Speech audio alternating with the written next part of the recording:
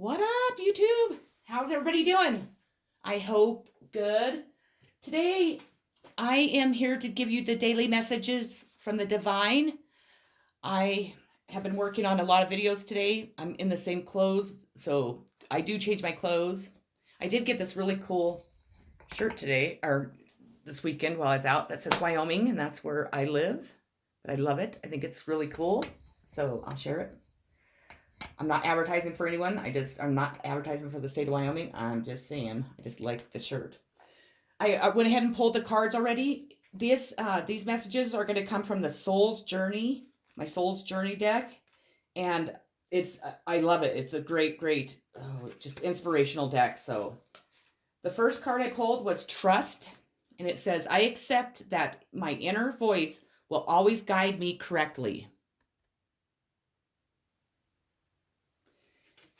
And it says, the earth can be a tricky place, but you have been given a tool to help you navigate through the musky waters. Your intuition. I guess I can sit back. You must learn to tell the difference between ego talk and soul talk, and then trust your soul.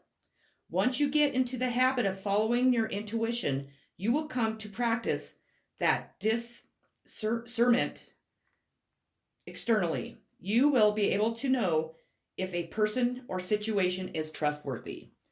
But it all begins with listening to your inner voice. Exercise it like a muscle, and when you determine that it is always right, when you determine that it is always right, the wisdom will spread out and influence everything that you do. Decisions will seem easier.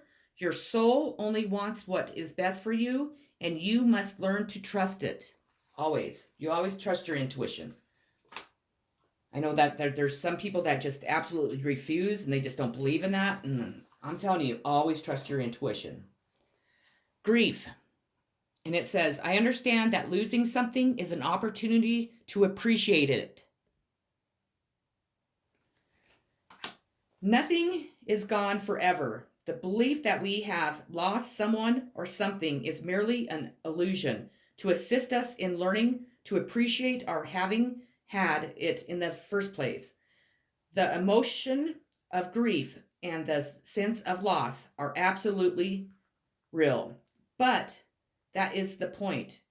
The lesson of loss is not about the actual physical separation because the parting is temporary. The point of the lesson is to acknowledge that the bonds of love never end and that we have not been abandoned. When you accept in your heart that you will be reunited with everything you have ever loved, it will give you the ability to move beyond your grief and desire something beneficial from the experience. To wallow in grief is to pass up an opportunity that you and your soul family have devised and learned nothing from. Instead, allow your grief to take you to a place of deeper understanding. And the last card that I have is blame. I accept responsibility for my well-being. We're not blaming it on anyone else. We take responsibility for it. That's important. It is so easy to give away the power to transform your life. Certainly, there have been people along your path who have shaped you into who you are today, but you are solely responsible for your own happiness. The ego can be a very fragile thing, and if it comes under fire, the first instinct is to blame an outside force. Victim consciousness weakens and the connection that you have to your soul source.